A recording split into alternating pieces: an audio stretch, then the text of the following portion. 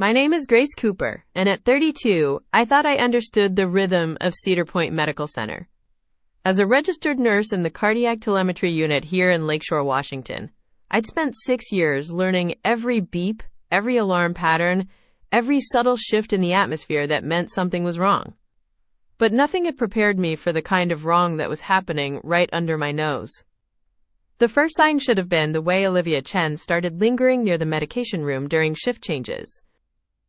As our covering nurse, she had legitimate reasons to be everywhere, filling in gaps when regular staff called out sick or took vacation. But there was something different about her presence lately, too deliberate, too focused on areas that didn't require her immediate attention.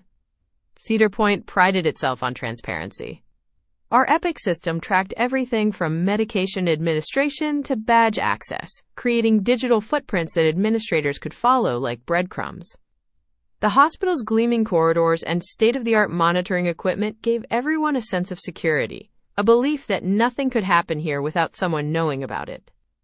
I'd been working the day shift rotation for 3 months when I noticed Olivia's new habit of staying late, long after her coverage duties ended. She'd appear in the break room around 7 p.m., claiming she needed to finish documentation, but I never saw her at any of the computer terminals.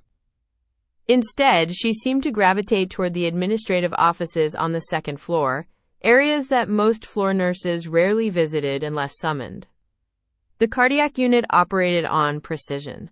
Every medication had to be accounted for, every patient interaction documented, every shift change meticulously recorded. We worked as a team because lives depended on it. Trust wasn't just professional courtesy, it was the foundation that kept everything functioning. When someone violated that trust, the ripple effects could be devastating. Olivia had been covering shifts for almost 2 years, seamlessly integrating into whatever unit needed her. She knew our protocols, understood our patient population, and had earned respect from both nursing staff and physicians. Dr. Oscar Chen, no relation despite the shared surname, often specifically requested her when his patients required extended monitoring. Her competence was never questioned. But competence, I was learning, could be a perfect disguise. The second sign came during a particularly busy Tuesday evening. I'd stayed late to complete a complex discharge for a patient with multiple cardiac medications, ensuring all education was properly documented before the night shift took over. As I gathered my belongings from the break room, I heard voices from the administrative hallway, Olivia's voice, specifically, speaking in hushed tones with someone I couldn't identify. The conversation stopped abruptly when my badge beeped at the exit door. Through the glass partition, I saw Olivia emerge from the Human Resources office, her expression carefully neutral as she nodded to whoever remained inside. She offered me a casual wave, explaining she'd been discussing her schedule for the following week. Nothing unusual about that, except HR typically handled scheduling requests during business hours, and it was nearly 8 p.m. Over the next few weeks, I began noticing other small inconsistencies. Olivia would mention attending educational conferences that I couldn't find listed in our continuing education database. She'd reference policy changes that hadn't been communicated to the rest of the staff.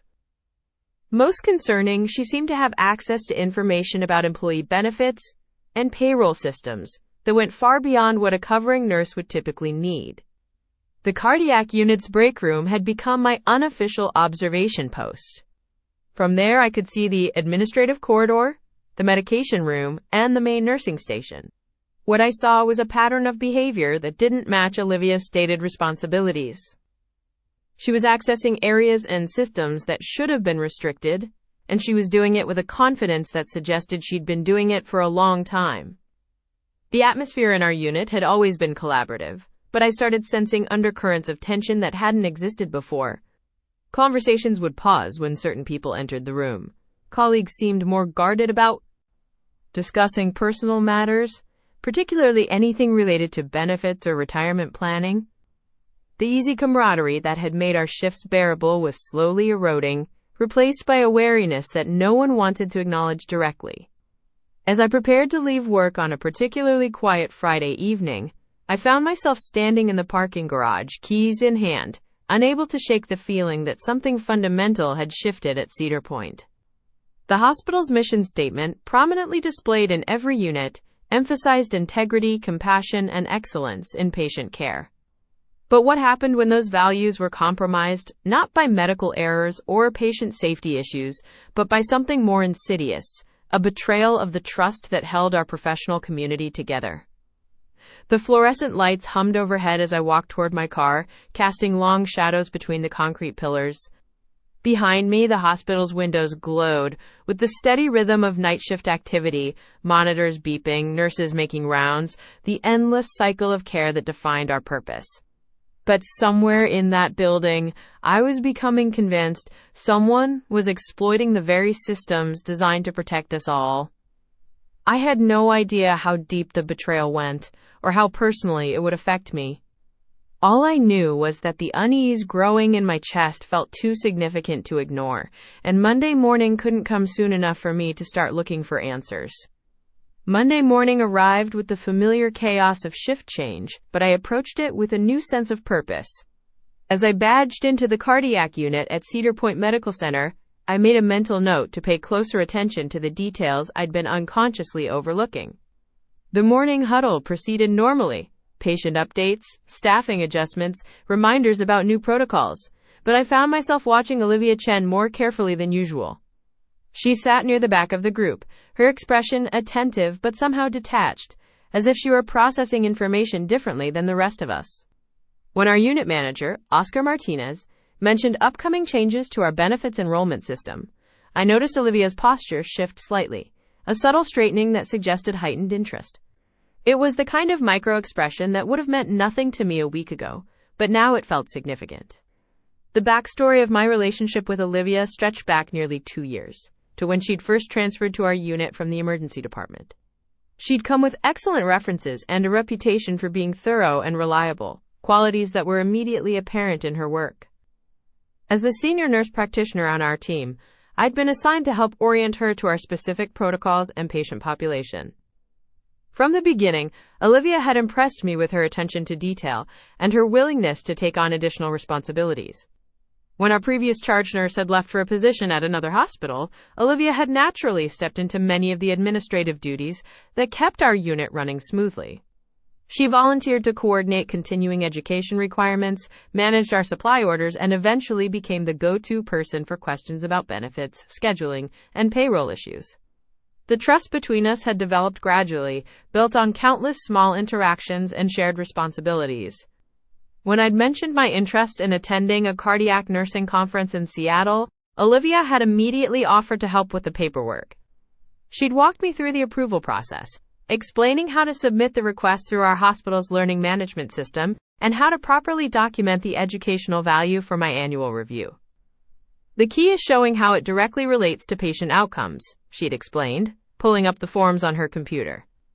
I'll make sure it gets routed to the right people for approval. True to her word, my conference attendance had been approved within days, unusually fast for our typically slow-moving administrative processes. When I'd expressed surprise at the quick turnaround, Olivia had simply smiled and said she'd learned how to navigate the system efficiently. The expense reports had been equally smooth, processed without the usual back-and-forth requests for additional documentation that plagued most reimbursement requests. At the time, I had been grateful for her expertise and efficiency. Now, I wondered if there had been more to those streamlined processes than I'd realized. Over the following weeks, I began documenting the small incidents that had been accumulating in my peripheral vision. There was the afternoon when I'd seen Olivia at a computer terminal in the administrative wing, her badge clearly visible as she accessed what appeared to be personnel files. When I'd asked her about it later, she'd mentioned helping HR with some scheduling conflicts, but something about her explanation had felt rehearsed.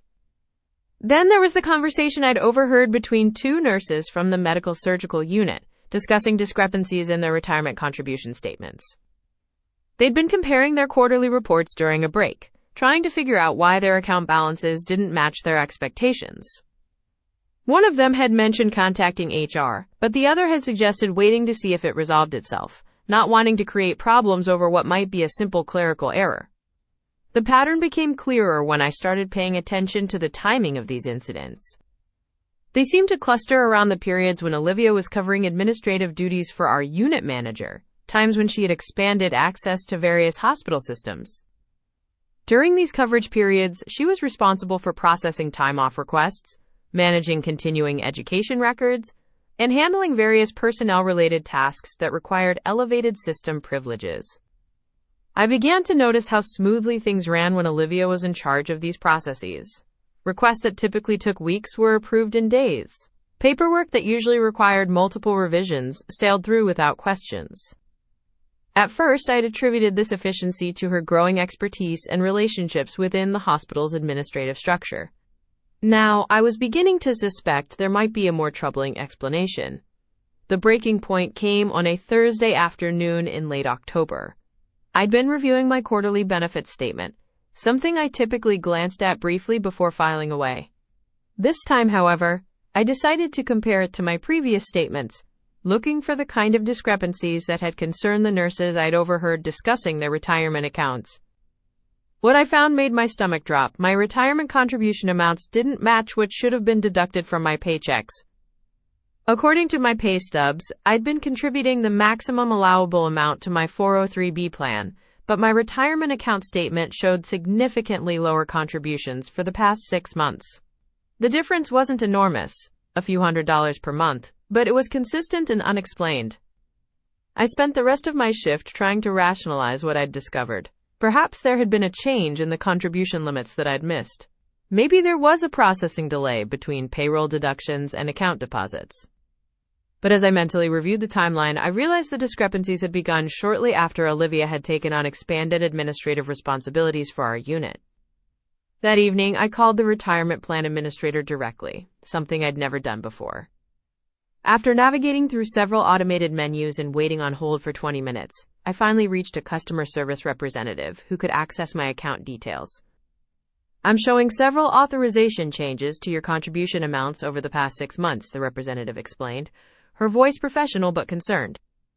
"Each change was submitted through your employer's benefits portal using proper administrative credentials. Do you recall requesting these modifications?"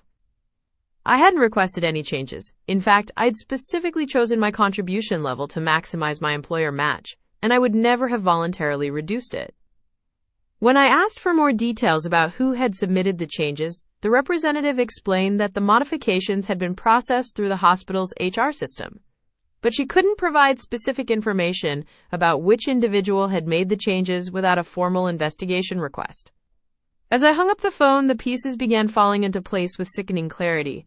Olivia's expanded access to administrative systems, her efficiency in processing requests, her detailed knowledge of benefits procedures, it all took on a different meaning when viewed through the lens of potential misconduct. Someone with her level of system access could easily manipulate retirement contributions, especially for colleagues who trusted her to handle their administrative needs. The realization that my retirement contributions had been manipulated without proper authorization felt like a physical blow. This wasn't just a clerical error or a system glitch. It was a deliberate violation of my financial security by someone I'd trusted implicitly. The betrayal cut deeper than any professional disappointment I'd experienced, because it represented a fundamental breach of the collegial trust that made our work environment function.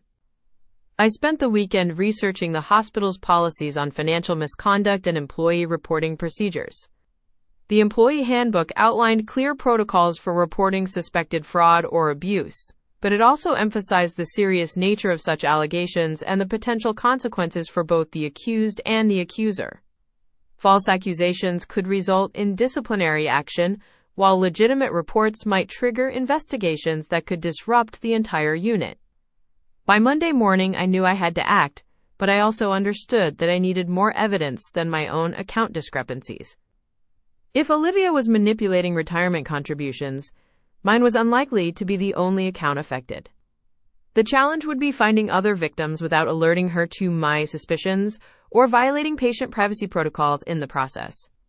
As I badged into work that morning, the familiar sounds and smells of the hospital felt different, tainted by the knowledge that someone I trusted was exploiting the very systems designed to protect us. The betrayal wasn't just personal. It was an attack on the professional integrity that formed the foundation of our healthcare community. The confrontation came sooner than I'd planned. Tuesday morning, I was reviewing my benefits portal when Olivia Chen approached my workstation, her usual confident demeanor slightly strained. "Grace, I noticed you've been accessing your retirement account frequently," she said, her voice carrying that familiar, helpful tone that now sounded calculated. "Is everything okay with your contributions?" The directness of her approach caught me off guard. Either she was genuinely concerned, or she'd noticed my increased scrutiny and was testing my awareness. I kept my expression neutral, years of patient care having taught me to mask my emotions when necessary. "Just doing my annual review," I replied, not looking up from my screen, making sure everything's accurate. "Of course. If you have any questions about the system updates we implemented last quarter, I'm happy to walk you through them. There were some back-end changes that might affect how the data displays." Back-end changes. The phrase sent a chill through me. System updates provided perfect cover for unauthorized modifications, especially when handled by someone with administrative privileges. I finally looked up, meeting her eyes directly. "Actually, I do have some questions. Could we schedule time to review my account in detail? I want to understand exactly how those back-end changes affected my contribution history." Something flickered across her face, too quick to identify, but enough to confirm my suspicions. "Absolutely. How about Thursday afternoon? I'll pull your complete file, and we can go through everything line by line." Thursday would give her 2 days to cover her tracks or prepare explanations. I nodded agreement, already planning my next moves. As soon as she walked away, I headed to the administrative offices to file a formal inquiry request. Hospital policy required all financial account reviews to be documented, and I wanted an official record of my concerns before our meeting. The administrative coordinator, Oscar Martinez, processed my request with professional efficiency. "This will generate an automatic audit trail," he explained, handing me the confirmation paperwork. "Any changes made to your account from this point forward will be flagged for review." That afternoon, I approached Diana Chen from the cardiac unit, someone I'd worked with on several interdisciplinary cases and trusted implicitly.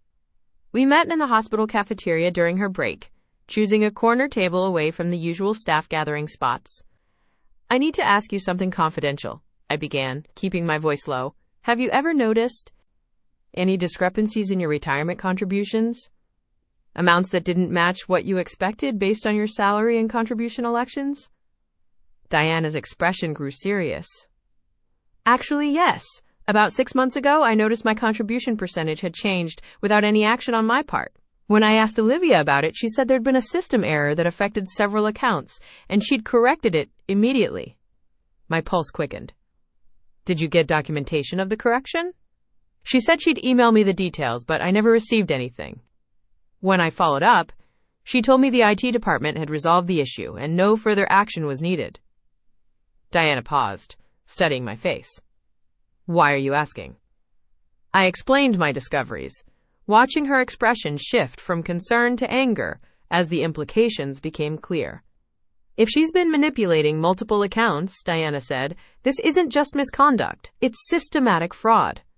I'm meeting with her Thursday to review my account. Would you be willing to file your own inquiry request? If there's a pattern, we need multiple people reporting it."